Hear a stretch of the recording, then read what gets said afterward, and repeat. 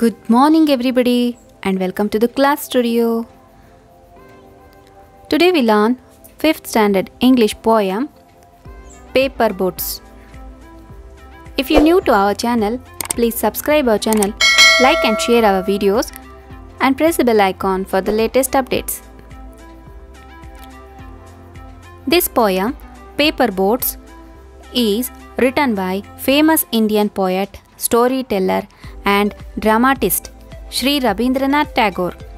He has won the Nobel Prize in Literature in the year 1913. The poem is about innocent child and her dream. ಈ ಪದ್ಯವನ್ನು ಬರೆದಂತಹ ಕವಿ ಭಾರತದ ಪ್ರಸಿದ್ಧ ಕವಿ ಅಂತ ಹೇಳ್ಬೋದು. ಇವರು ಕವಿಗಳು, ಕಥೆಗಾರರು ಮತ್ತು ನಾಟಕಕಾರರು ಆಗಿದ್ದಾರೆ. ನೊಬೆಲ್ ಪ್ರಶಸ್ತಿ ವಿಜೇತ ರವೀಂದ್ರನಾಥ್ ಟ್ಯಾಗೋರ್ ರವರು ಭಾರತದ ಒಂದು ಹೆಮ್ಮೆ. ಇವರು ಈ ಪದ್ಯದಲ್ಲಿ ಒಬ್ಬ ಮುಗ್ಧ ಮಗು ಮತ್ತು ಅದರ ಕನಸನ್ನು ಹೇಳುವಂತೆ ಈ ಪದ್ಯವನ್ನು ಬರೆದಿದ್ದಾರೆ. Let's start the poem. Day by day I float my paper boats one by one down the running stream. ಒಬ್ಬ ಪುಟ್ಟ ಹುಡುಗಿ ತೊರೆಯ ಬದಿಯಲ್ಲಿ ಆಡ್ತಾ ಇದೆ. ಆ ಹುಡುಗಿ ಪ್ರತಿನಿತ್ಯ ಒಂದು ಕಾಗದ ದೋಣಿಯನ್ನು ಮಾಡಿ ಹೊಳೆಯಲ್ಲಿ ಬಿಡುತ್ತೆ. ನೀವು ಎಲ್ಲರೂ ಮಾಡಿರ್ತೀರಲ್ವಾ, ಪೇಪರ್ನಲ್ಲಿ ಒಂದು ದೋಣಿಯನ್ನು ಮಾಡಿ ನೀರಿನಲ್ಲಿ ಅದನ್ನು ತೇಲೋಕ್ಕೆ ಬಿಡೋದು.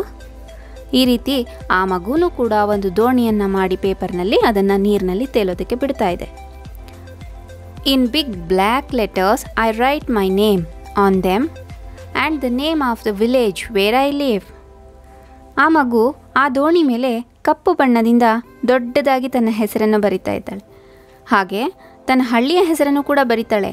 ಯಾಕೆ ಬರಿತಾ ಇರ್ಬೋದು ಯೋಚನೆ ಮಾಡಿ ನೋಡೋಣ. ಸರಿ, ಮುಂದೆ ನೋಡೋಣ. I hope that someone in some strange land will find them and know who I am.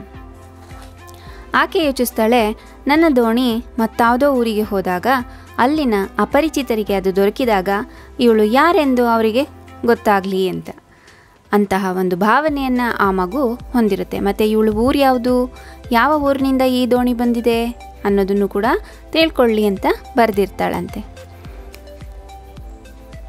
I load my little boats with surely flowers from our garden and hope that these blooms of the dawn will be carried safely to land in the night.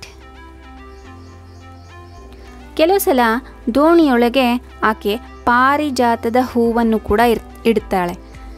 ಶ್ಯೂಲಿ flowers means ಪಾರಿಜಾತದ ಹೂವುಗಳು. ಇವು ಬೆಳಗಿನ ಸೂರ್ಯೋದಯದಲ್ಲಿ ಅರಳೋದು ಅನ್ನುವಂಥದ್ದು ಆ ಮಗುವಿನ ನಂಬಿಕೆ ಆಗಿರುತ್ತೆ. ತನ್ನ ದೋಣಿಯಲ್ಲಿ ಆ ಹೂಗಳು ಅರಳಿ ಸುರಕ್ಷಿತವಾಗಿ ಚಲಿಸಿ ಹೊಸ ನಾಡನ್ನು ತಲುಪಲಿ ಅನ್ನೋದು ಅವಳ ಆಸೆಯಾಗಿರುತ್ತೆ. I launch my paper boats and look up into the sky and see the little clouds setting their white bulging sails. ಆ ಪುಟ್ಟ ಹುಡುಗಿ ತನ್ನ ಕಾಗದ ದೋಣಿಯನ್ನು ನೀರಿನಲ್ಲಿ ತೇಲಲು ಬಿಟ್ಟು ಆಕಾಶದತ್ತ ನೋಡ್ತಾಳಂತೆ.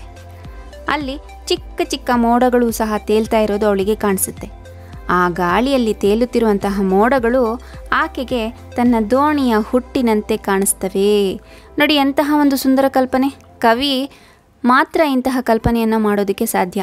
ನಾವು ನೀವು ಮಾಡೋದಕ್ಕೆ ಸಾಧ್ಯನಾ? ಖಂಡಿತ ಇಲ್ಲ. ಕವಿತ್ವ ಅನ್ನುವಂಥದ್ದು ಆ ರೀತಿ. ಅಂತಹ ಒಂದು ಸುಂದರ ಕಲ್ಪನೆಯನ್ನು ಕವಿ ಮಾಡ್ತಾನೆ.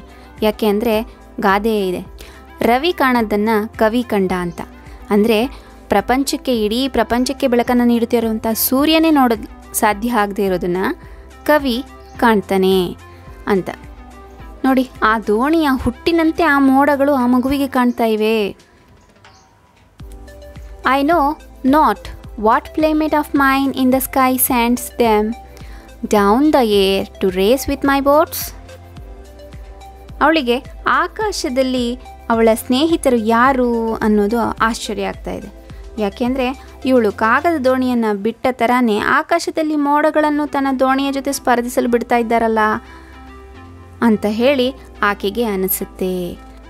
ಮುಂದೆ ನೋಡುವ. When night comes, I bury my face in my arms and dream that my paper boats float on and on under the midnight stars. ಪ್ರತಿ ರಾತ್ರಿಯೂ ಈ ಚಿಕ್ಕ ಹುಡುಗಿಯು ತನ್ನ ಬೊಗಸೆಯಲ್ಲಿ ಮುಖವನ್ನು ಮುಚ್ಚಿಕೊಂಡು ಕಾಗದ ದೋಣಿಗಳು ತೊರೆಯಲ್ಲಿ ತೇಲ್ತಾ ಹೋಗ್ತಾ ಇರೋದನ್ನು ನೋಡ್ತಾಳಂತೆ. ಅವು ಹೇಗನ್ಸುತ್ತೆ ಅವಳಿಗೆ? ಇವು ನಕ್ಷತ್ರದ ಜೊತೆಗೆ ಸಾಗ್ತಾ ಇವೆ ಅಂತ ಹೇಳಿ ಅವಳಿಗೆ ಅನಿಸುತ್ತೆ. ಆ ರೀತಿಯಾದ ಕನಸುಗಳನ್ನು ಈಕೆ ನೋಡ್ತಾ ಇರ್ತಾಳೆ. The fairies of sleep are sailing in them and the lading is their baskets full of dreams. ಆ ಮಗು ಕನಸಿನಲ್ಲಿ ನಿದ್ರಾದೇವತೆ ಅಥವಾ ಅಪ್ಸರೆಯರು, ಫೇರೀಸ್ ಅಂದರೆ ಅಪ್ಸರೆಯರು, ತನ್ನ ಕಾಗದ ದೋಣಿಯಲ್ಲಿ ಕುಳಿತು ಕನಸುಗಳನ್ನೇ ಹೊತ್ತು ತೇಲ್ತಾ ಇದ್ದಾರೇನೋ ಅನ್ನೋ ರೀತಿಯಲ್ಲಿ ಆಕೆಗೆ ಅನಿಸುತ್ತೆ. ಈ ರೀತಿಯಾಗಿ ಭಾವಿಸ್ತಾ ಆಕೆ ತನ್ನ ಕಾಗದದ ದೋಣಿಗಳನ್ನು ನೀರಿನಲ್ಲಿ ಬಿಡ್ತಾ ಇರ್ತಾಳೆ. ದಿನಾಲೂ ಕೂಡ ಆ ಮಗು ಅದೇ ರೀತಿಯಾಗಿ ಯೋಚನೆ ಮಾಡ್ತಾ ತನ್ನ ಕಾಗದದ ದೋಣಿಗಳ ಜೊತೆಯಲ್ಲಿ ಆಟವನ್ನು ಆಡ್ತಾ ಇರ್ತಾಳೆ ಅನ್ನುವಂತಹ ಒಂದು ಪದ್ಯವನ್ನು ಸುಂದರವಾಗಿ ರವೀಂದ್ರನಾಥ್ ಟ್ಯಾಗೋರ್ ರವರು ಬರೆದಿದ್ದಾರೆ. Thus the poem is completed, children. Thank you very much. See you in the next class.